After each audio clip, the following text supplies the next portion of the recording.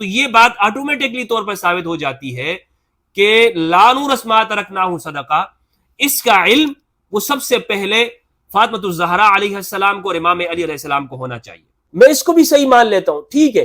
تو پھر علم کے اندر وارث کون ہوا؟ علم کے اندر بھی تو سب سے پہلے وراثت فاطمۃ الزہرا علیہ السلام کے پاس آتی ہے، امام علی علیہ السلام کے پاس آتی ہے، لیکن ان مولویوں کی زبانیں وہاں پہ خاموش ہو جاتی ہیں. الحمدللہ رب العالمین والصلاة والسلام علی سید الانبیاء والمرسلین وآلہ الطیبین الطاہرین ومن والاه.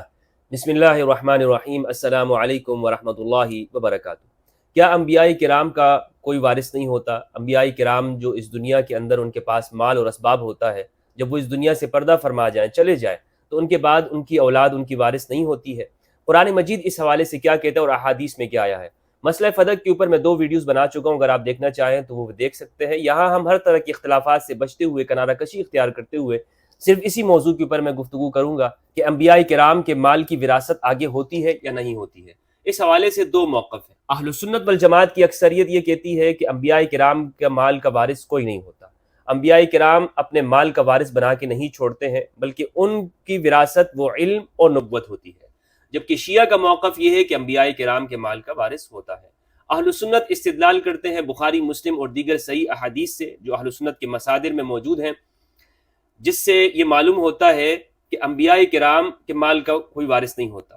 بخاری کی روایت ہے 6727 اور مسلم کی روایت ہے 4580 اور دیگر کتب کی حدیث کے اندر یہ روایت موجود ہے. رسول اللہ صلی اللہ علیہ وآلہ وسلم نے فرمایا، حضرت ابوبکر رضی اللہ تعالیٰ عنہ فرماتے ہیں کہ رسول اللہ صلی اللہ علیہ وآلہ وسلم نے ارشاد فرمایا، لا نورث ما ترکنا صدقہ، کہ ہم اپنے وارث نہیں بناتے ہیں، جو کچھ ہم چھوڑ کے جاتے ہیں وہ صدقہ ہوتا ہے.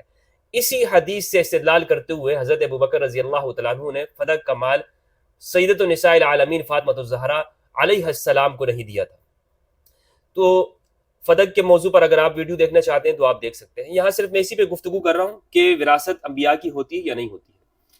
اب یہ احادیث ہے، دوسری طرف قرآن مجید ہے. شیعہ کہتے ہیں کہ وراثت ہوتی ہے، انبیاء کرام کے مال کے آگے وارث ہوتے ہیں. قرآن مجید وراثت کے حوالے سے کیا کہتا ہے؟ یہ روایات آپ کے سامنے موجود ہیں اور دوسری طرف قرآن مجید کی آیات ہے، کیونکہ قرآن نے واضح لفظوں میں کہا ہے، وراثت کے احکام بیان کیے ہیں اور اس میں کسی کی تخصیص بیان نہیں کی ہے کہ یہ انبیاء کرام کو شامل ہے یا نہیں ہے، یا اس سے انبیاء کرام اس میں شامل نہیں ہے وہ نکل جاتے. نہیں، قرآن مجید نے واضح طور پر اہل ایمان کو یہ خطاب کیا ہے، یوصیکم اللہ فی اولادکم للذکر مثل حظ الانثیین، کہ اللہ سبحانہ و تعالیٰ تمہیں یہ حکم دیتا ہے کہ تمہارے لڑکوں کا جو حصہ ہے وراثت کے اندر، یہ 2 بیٹیوں کے برابر میں ایک لڑکے کے لیے ہوگا. یہ واضح حکم ہے، اس میں کوئی استثناء نہیں ہے کہ انبیاء کرام کو اس سے استثناء کیا جاتا ہو.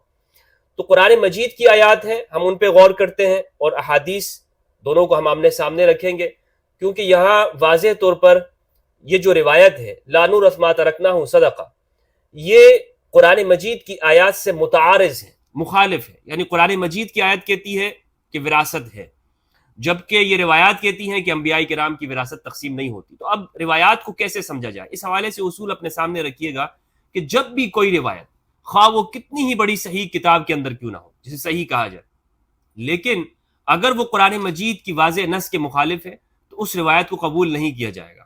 اور یہ ہمارے ہاں اہل سنت کا ایک مسلک بھی ہے اور اس کے اوپر عمل بھی کیا جاتا رہا ہے. اس کی بہت ساری مثالیں ہیں. مثال کے طور پر صحیح بخاری کی ایک روایت ہے کہ جس کے اندر باب بنیان الکعبہ، کعبہ کی تعمیر کے بیان کے اندر رسول اللہ صلی اللہ علیہ وآلہ وسلم کے حوالے سے یہ الفاظ وہاں موجود ہے کہ حضرت عباس رضی اللہ تعالیٰ عنہ نے آپ کے ازار، اسے آپ کی چادر کو آپ کے کندھے کے اوپر ڈال دیا، کیونکہ مکہ کے اندر وہ پتھریلی زمین تھی اور قریش مکہ کو تعمیر کر رہے تھے، تو یہ اس موقع کے اوپر کا واقعہ ہے. تو حضرت عباس نے جب یہ عمل کیا تو رسول اللہ صلی اللہ علیہ وآلہ وسلم گر پڑے، آپ بے ہوش ہو گئے. یہ بخاری کے اندر موجود ہے. اب یہ روایت عصمت انبیاء کے واضح خلاف ہے. رسول اللہ صلی اللہ علیہ وآلہ وسلم کی ذات اقدس کے حوالے سے ان الفاظ کو میں نے بہت احتیاط سے بیان کیا ہے. بخاری کے اندر آپ اس حدیث کو دیکھ سکتے ہیں، یہ موجود ہے. اب یہ روایت ہے اور دوسری طرف قرآن مجید ہے، واللہ یعصمک من الناس، اللہ سبحانہ و تعالیٰ آپ کو لوگوں سے بچاتا ہے، بچائے گا. اور عصمت انبیاء یہ اس کے مخالف ہے، تو لہٰذا اس روایت کو قبول نہیں کیا جائے گا. اور اسی طرح بخاری کی یہ روایت کہ رسول اللہ صلی اللہ علیہ وآلہ وسلم کے اوپر جب فترت وحی کا زمانہ تھا تو آپ نے جب یہ دیکھا کہ وحی نہیں آ رہی ہے تو آپ پہاڑ کی چوٹی پہ چڑھ جاتے اور آپ یہ کوشش کرتے، آپ فرماتے ہیں کہ بارہا یہ کوشش کی کہ میں اپنے آپ کو وہاں سے نیچے گرا دوں، الیاذ باللہ معاذ اللہ۔ تو یہ روایت ہے، یہ قرآن مجید کی واضح مخالف ہے۔ قرآن مجید نے فرمایا کہ ہم نے آپ کے سینے کے اوپر قرآن مجید کو نازل کیا کہ جو پہاڑ سے بھی زیادہ مضبوط ہے، ہم نے قرآن کو اس کے اوپر اتارا، اور آپ کا قلب اطہر اور آپ کا دل و دماغ وہ مضبوط ہے، آپ کے حاشیہ خیال کے اندر بھی یہ چیز نہیں آ سکتی معاذ اللہ خودکشی، کیونکہ حرام فعل ہے اور انبیاء کرام کی طرف اس کا وقوع، اس کی نسبت یہ حرام ہے اور محال ہے، اس کی نسبت نہیں کی جا سکتی ہے گناہ کی انبیاء کرام کی طرف۔ اور پھر یا تو گناہ کے لیے باقاعدہ طور پر عزم بھی کیا جا رہا ہے، اور آپ صلی اللہ علیہ وآلہ وسلم کی طرف یہ بات منسوب کی گئی کہ آپ یہ کرنا بھی چاہتے تھے معاذ اللہ، تو واضح طور پر یہ بخاری کی روایت ہے لیکن یہ قبول نہیں کی جائے گی۔ تو اسی طرح جو بھی روایت آپ یہ سمجھ لیں کہ جو قرآن مجید کے مخالف ہوگی اسے ہم قبول نہیں کریں گے، یہ ہمارا مسلک ہے، اور ہم نے اپنے اساتذہ کو اسی طرح دیکھا ہے اور انہیں اسی طرح بیان کرتے ہوئے انہیں ہم نے سنا ہے۔ اب قرآن مجید کی کن آیات سے وراثت ثابت ہوتی ہے وہ میں آپ کے سامنے رکھتا ہوں۔ سورہ مریم کی آیت ہے، سورۃ نمبر 19 کی آیت نمبر 5 ہے، اعوذ باللہ من الشیطان الرجیم، بسم اللہ الرحمن الرحیم، وَإِنِّي خِفْتُ الْمَوَالِيَ مِنْ وَرَائِي وَكَانَتِ امْرَأَتِي عَاقِرًا فَهَبْ لِي مِن لَّدُنْكَ وَلِيًّا، میری بیوی بانجھ ہے۔ حضرت زکریا علیہ السلام نے فرمایا، دعا کی اللہ رب العزت کے سامنے، میری بیوی بانجھ ہے اور میں اپنے پیچھے آنے والے لوگوں کو ان سے مجھے خوف ہے۔ فَهَبْ لِي مِن لَّدُنْكَ وَلِيًّا، مجھے اپنی طرف سے ایک ولی مددگار عطا کر دیجیے، ایک وارث عطا کر دیجیے، یرثنی ویرث من آل یعقوب، جو میرا وارث ہو اور آل یعقوب کا وارث ہو، وَاجْعَلْهُ رَبِّ رَضِيًّا، اور اسے اپنی بارگاہ میں پسندیدہ قرار دے۔ آیت نمبر 16، اس آیت سے یہ معلوم ہوا کہ حضرت زکریا علیہ السلام وہ اللہ سبحانہ و تعالیٰ سے ایک وارث مانگ رہے ہیں۔ یہ بھی معلوم ہوا کہ وہ اپنے بعد والے لوگوں سے خوف رکھتے ہیں۔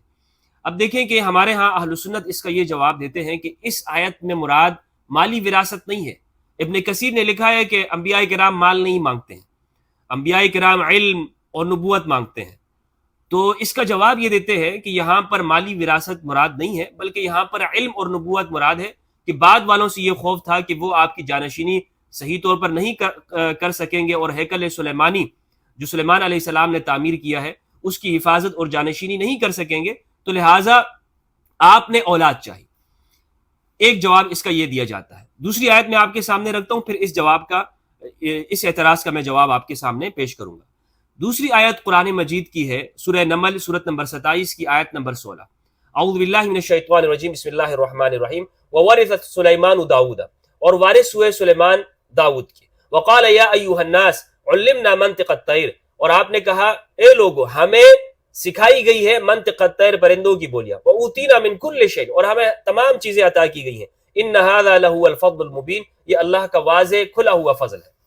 اس آیت سے یہ معلوم ہوتا ہے کہ حضرت سلیمان علیہ السلام وہ داؤد علیہ السلام کے وارث ہوئے، لیکن جس طرح ان دونوں آیتوں کے ظاہر سے یہ معلوم ہوتا ہے کہ انبیاء کرام وارث ہوتے ہیں، لیکن اہل سنت اس کا جواب یہ دیتے ہیں کہ یہاں پر علم کی وراثت ہے، نبوت کی وراثت ہے، مال کی وراثت مراد نہیں ہے۔ اس کا جواب یہ ہے کہ نبوت وراثت سے نہیں ملتی ہے، یہ واضح طور پر موجود ہے اور قرآن مجید میں کہ حضرت نوح علیہ السلام کے جو بیٹے ہیں وہ ان کے وارث نہیں ہوئے، بلکہ وہ تو طوفان نوح کے اندر غرق ہو گئے۔ تو نبوت وراثت کی چیز نہیں ہے۔ ہاں اس کے لیے دعا کی جا سکتی ہے، جس طرح حضرت ابراہیم علیہ السلام نے دعا کی اس طرح، اور پھر اس دعا کا نتیجہ رسول اللہ صلی اللہ علیہ وآلہ وسلم ظاہر ہوئے کی صورت کے اندر، لیکن دعا تو ہے مگر یہ نبوت آگے وراثت کے طور پہ چلتی ہو یہ نہیں ہے، نبوت وراثت والی چیز نہیں ہے، یہ اہل سنت کا عقیدہ بھی نہیں ہے۔ لیکن ان آیات کا جواب اہل سنت اسی طرح دیتے ہیں۔ مجھے نہیں معلوم کہ اس کی کیا لوجک بنتی ہے۔ ایک طرف تو یہ بھی واضح طور پر اہل سنت کا عقیدہ ہے کہ نبوت وراثت نہیں ہے، دوسری طرف وہ ان آیات کا جواب یہ دیتے ہیں کہ نبوت اور علم کی وراثت بنا کے جاتے ہیں۔ ایک اور جواب اس کا یہ ہے کہ اگر ہم بالفرض یہ مان بھی لیں کہ یہاں پر نبوت یا علم وراثت مراد ہے، تو وہ آپ نے اولاد کے پاس جائے گی، جو انبیاء کرام کی اولاد ہیں انہی کے پاس علم کی وراثت منتقل ہوگی نا، یہ تو نہیں ہوگا کہ وہ دوسروں کی طرف علم کی وراثت منتقل ہو جائے. میری بات سمجھ رہے ہیں آپ؟ تو اگر ان آیات کا جواب اہل سنت کے طریقے پر مان کر یہ کہا جائے کہ یہاں پر مراد علم کی وراثت ہے تو ٹھیک ہے، تو پھر رسول اللہ صلی اللہ علیہ وآلہ وسلم کی وراثت علم کی وہ کسے ملے گی؟ وہ فاطمۃ الزہرا علیہ السلام کو ملے گی. یہی بات ہے. اور امام علی علیہ السلام کو ملے گی کہ آپ امام علی رسول اللہ کے بیٹے کے طور پر ہیں یا بھائی کے طور پر ہیں. اور دوسرے یعنی وہ بعد میں اگر کسی کو علم کی وراثت ملتی ہے تو وہ بعد میں درجہ آتا ہے کہ رسول اللہ صلی اللہ علیہ وآلہ وسلم کا علم وہ دوسروں کو بھی ملا، صحابہ کرام کو بھی ملا. لیکن پہلے طور پر جس طرح انبیاء کرام کے بچوں کو ملی ہے اور اہل سنت اس بات کو مانتے ہیں، تو اسی طرح فاطمۃ الزہرا علیہ السلام اور امام علی علیہ السلام کے لیے سب سے پہلے یہ آیت کے اندر یہ فضیلت ثابت ہوگی کہ علم کے وارث کون ہے؟ فاطمۃ الزہرا علیہ السلام. اور علم کا وارث کون ہے؟ امام علی علیہ السلام. اب جب یہ بات ثابت ہو گئی کہ علم کے وارث امام علی اور فاطمۃ الزہرا علیہ السلام ہے، تو یہ بات آٹومیٹکلی طور پر ثابت ہو جاتی ہے کہ لا نورث ما ترکناہ صدقہ، اس کا علم وہ سب سے پہلے فاطمۃ الزہرا علیہ السلام کو اور امام علی علیہ السلام کو ہونا چاہیے. کیونکہ انبیاء کرام وہ اپنے بعد وہ بتاتے ہیں، جس طرح حضرت یعقوب علیہ السلام نے اپنے بچوں کو کہا، حکم دیا کہ میرے بعد تم کس کی عبادت کرو گے؟ انہوں نے کہا کہ ہم آپ کے رب کی عبادت کریں گے اور آپ کے آبا کے رب کی عبادت کریں گے. تو انبیاء کرام علم کو آگے منتقل کرتے اپنی اولاد کو، اپنی موت کے وقت میں، اپنے انتقال کے وقت میں یہ وصیت کر کے جاتے ہیں علم کو، وہ علم کو چھپاتے نہیں ہیں اعوذ باللہ. تو یہاں پر علم کی وراثت اگر اس سے مراد یہ ہے تو پھر یہ روایت لا نورث ما ترکناہ صدقہ، یہ فاطمۃ الزہرا علیہ السلام اور امام علی علیہ السلام اور حضرت عباس رضی اللہ تعالیٰ عنہ ان سے مخفی نہیں ہونی چاہیے. ان کو سب سے پہلے معلوم ہونا چاہیے اور رسول اللہ صلی اللہ علیہ وآلہ وسلم یہ روایت ان کو بتا کے گئے. لیکن بخاری کی روایت سے معلوم ہوتا ہے کہ جب حضرت ابوبکر رضی اللہ تعالیٰ عنہ نے یہ روایت فاطمۃ الزہرا علیہ السلام کے سامنے پڑھی تو فہاجرت ہو، تو آپ نے حضرت ابوبکر رضی اللہ تعالیٰ عنہ کو چھوڑ دیا یہاں تک کہ آپ کی وفات ہو گئی، وصال ہو گئی، اور وہ پوری روایت بخاری کے اندر موجود ہے. یہ دو باتیں ہیں جو اس اعتراض کا جواب ہے. اب یہاں پر ایک اعتراض کیا جاتا ہے اور وہ یہ ہے کہ یہ جو آیت ہے یوصیکم اللہ فی اولادکم للذکر مثل حظ الانثیین، کہ اللہ سبحانہ و تعالیٰ تمہارے اولاد لڑکوں کے بارے میں یہ حکم دیتا ہے کہ لڑکوں کو تمہاری لڑکیوں کے دو لڑکیوں کے برابر حصہ ملے گا. اس کے اوپر ایک اعتراض ہوتا ہے اور وہ یہ ہے کہ یہاں پر عام امت کو خطاب ہے، اس میں انبیاء کرام شامل نہیں ہیں. میں نے عرض یہ کیا کہ اس میں انبیاء کرام مستثنا نہیں ہیں، لیکن جواب یہ دیا جاتا ہے کہ اس میں انبیاء کرام اس سے مستثنا ہے. اور اس کے اوپر دلیل یہ لائی جاتی ہے کہ جس طرح انبیاء کرام اور رسول اللہ صلی اللہ علیہ وآلہ وسلم نے 4 سے زیادہ شادیاں کی ہیں، حالانکہ عام امتیوں کو 4 سے زیادہ شادیوں کا حکم اجازت نہیں ہے، جبکہ رسول اللہ صلی اللہ علیہ وآلہ وسلم نے 4 سے زیادہ شادیاں کی ہیں. تو یہ آپ کی خصوصیت ہے، آپ اس آیت کے اندر شامل نہیں ہیں جس میں 4 شادیوں کا حکم دیا گیا ہے، بلکہ یہ آپ کی الگ خصوصیت ہے. تو کچھ آیات ایسی ہیں کہ جس سے احکام ایسے ہیں کہ نبی صلی اللہ علیہ وآلہ وسلم اس سے مستثنا ہے. میں آپ کو اس کا جواب یہ دیتا ہوں کہ بالکل یہ بات ہے کہ انبیاء کرام کے لیے خصوصیات ہیں، اور خصوصاً رسول اللہ صلی اللہ علیہ وآلہ وسلم کی خصوصیت موجود ہے. کچھ احکام ایسے ہیں کہ جو صرف رسول اللہ صلی اللہ علیہ وآلہ وسلم کے ہیں، لیکن اس کے لیے ضروری ہے کہ قرآن میں کوئی تخصیص موجود ہو، کوئی نص موجود ہو. جس طرح کہ آپ تہجد کی مثال لے لیں، تہجد تمام امت کے لیے نفل ہے، لیکن رسول اللہ صلی اللہ علیہ وآلہ وسلم کے اوپر تہجد کی نماز فرض تھی. فَتَہَجَّدْ بِهِ نَافِلَةً لَكَ، یہ آپ کے لیے اضافہ ہے، قرآن مجید میں تخصیص آ گئی ہے. اسی طرح بیویوں کے مہر دینے کے حوالے سے تمام امت کے اوپر مہر دینا کیا ہے؟ وہ ضروری ہے، لیکن رسول اللہ صلی اللہ علیہ وآلہ وسلم کے لیے کیا حکم ہوا؟ خَالِصَةً لَكَ مِن دُونِ الْمُؤْمِنِينَ، کہ یہ صرف آپ کے لیے ہے، مومنوں کے لیے نہیں ہے.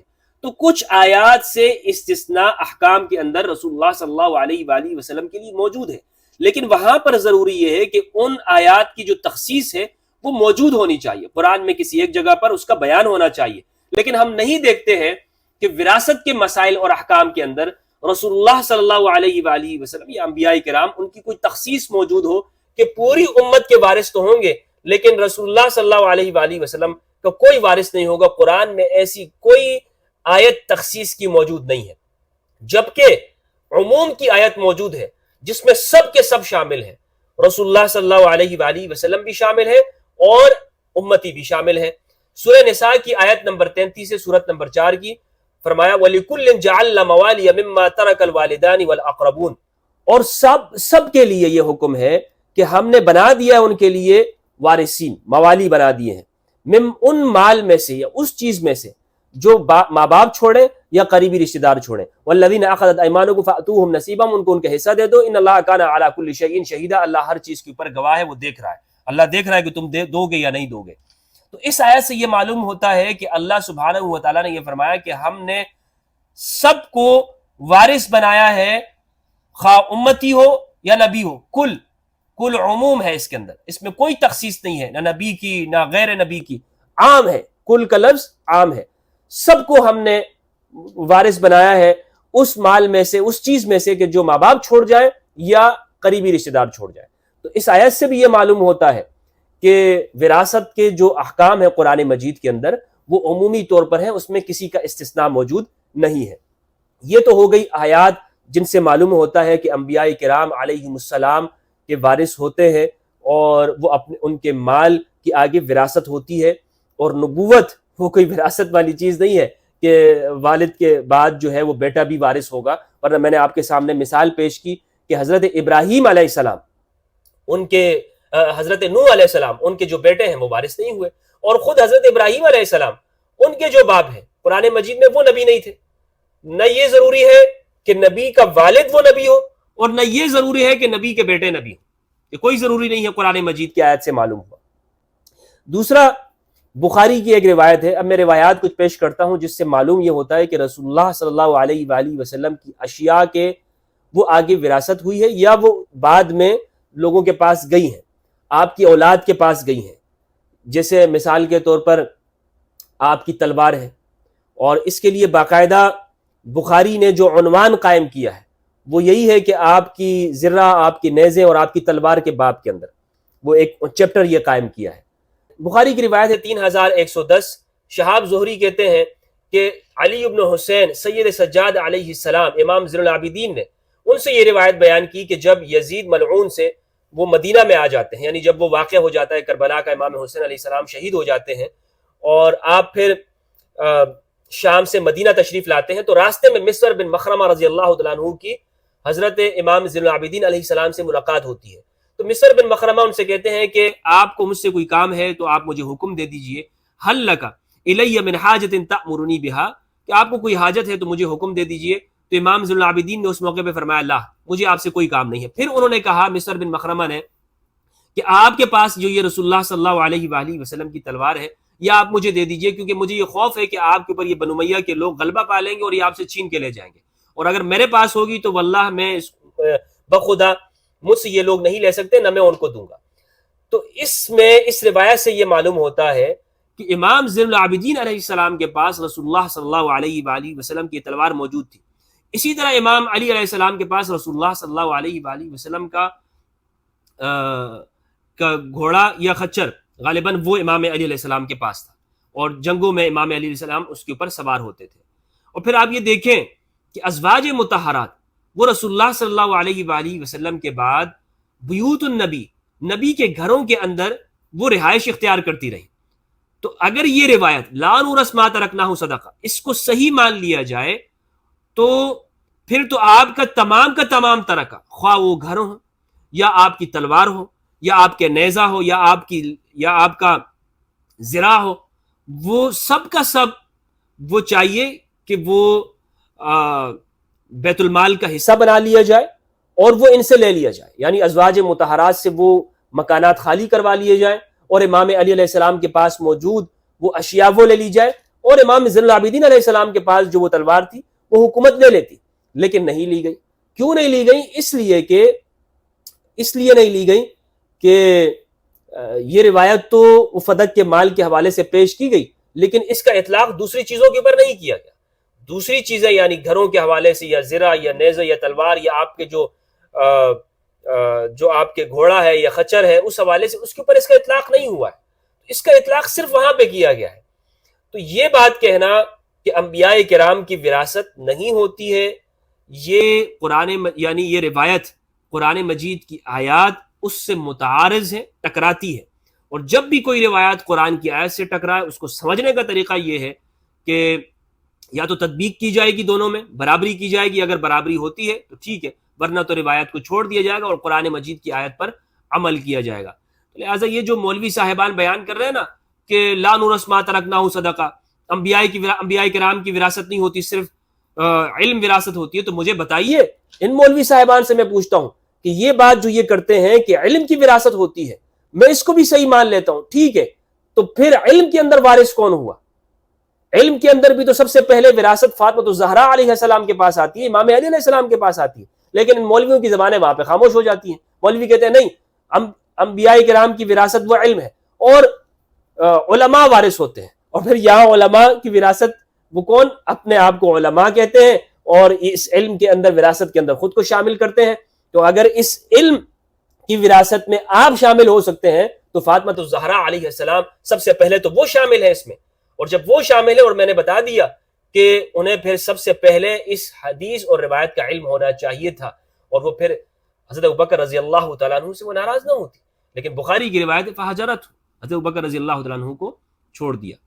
تو اللہ سبحانہ و تعالیٰ سے دعا ہے کہ پروردگار ہمیں قرآن مجید میں تدبر کرنے اور اہل بیت علیہ السلام کی معرفت عطا فرمائے. دیکھیں میں نے اس گفتگو کے اندر کوشش یہ کی ہے، بلکہ کوشش کیا میں نے اس ایک مسئلے کے اوپر روشنی ڈالی ہے قرآن مجید اور آیات کی روشنی میں، لہٰذا میری اس گفتگو کو فرقہ وارانہ رنگ نہ دیا جائے. ہمارے ہاں افسوس کی بات یہ ہے کہ قرآن کی جب بات کی جائے، اہل البیت کی بات کی جائے تو فوراً سے اسے فرقہ وارانہ رنگ دے دیا جاتا ہے. ہو یہ تو صحابہ کے خلاف بات کر رہے ہیں، الیاذ باللہ، استغفر اللہ، جھوٹ بولتے ہیں مولوی صاحبان. اللہ سبحانہ و تعالیٰ ہم سب کو ہدایت کے اوپر استقامت عطا فرمائے اور قرآن مجید اور اہل البیت علیہ السلام کی معرفت دے. والسلام علیکم ورحمۃ اللہ وبرکاتہ.